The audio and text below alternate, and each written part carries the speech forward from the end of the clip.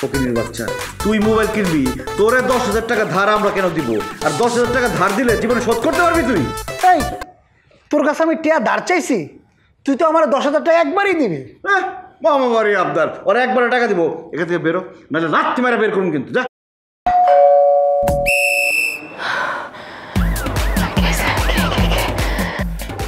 আচ্ছা তুমি বসো, আমি দেখতেছি।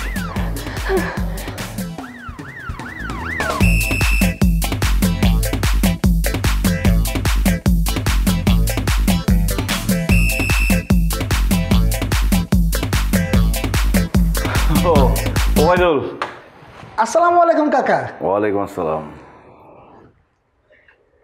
আপনি কি আসিফ ভাইয়ের আব্বা? আচ্ছা, সুমি আপার আব্বা। কিন্তু দেখে তো মনে হইতেছে আপনি আসিফ ভাইয়ের আব্বা। আর আমি আছি। ফাইজলামি করেন আপনি আমার লোকে। চিনতে পারো নাই তো?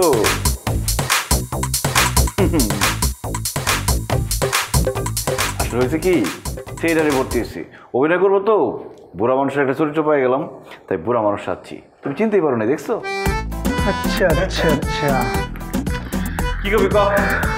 তাহলে তো বইয়ের কথা কই। আয় একটু খারাপ আমার সামনে।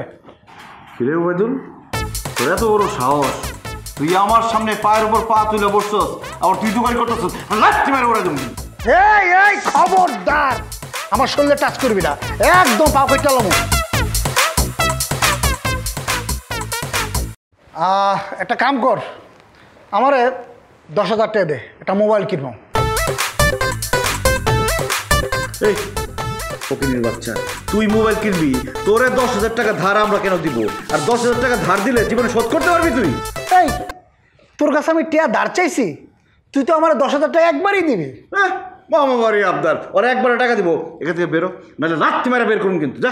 এই এই খবরদার খবরদার, তো করে গেলাম পুলিশে খুঁজতেছে। আমি জানি, টিভিতে দেখছি, তো করে যদি আমি পুলিশে ধরায় দেই মিনিমাম 50,000 টাকা পাবো। ওরা আমার কাছে তোকে চিনি জানি, তো ভাবলাম তো বলে একটা ডিল করতে। এই যে তোরা বুড়া সাজছস, এই যে বংদরছস, এই যে আজব একটা সাজছস, এটা কিলিয়াক সাজছস আমি জানি না। এটা কোনো থিয়েটার না, কিছু না। এটা বোঝার বয়স কালাম আমার হয়েছে। কথা বলছস, আমি গেলাম সুজি খাই না, আমি সব বুঝি।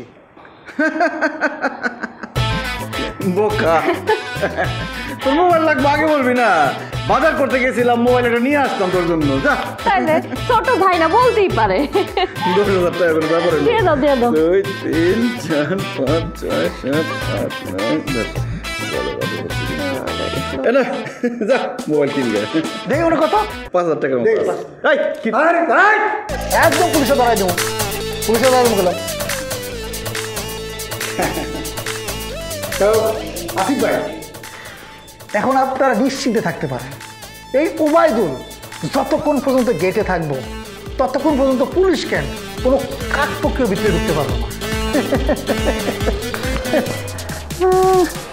পুলিশের হাত থেকে বাঁচলাম, দারোয়ানের পাল্লায় পড়লাম।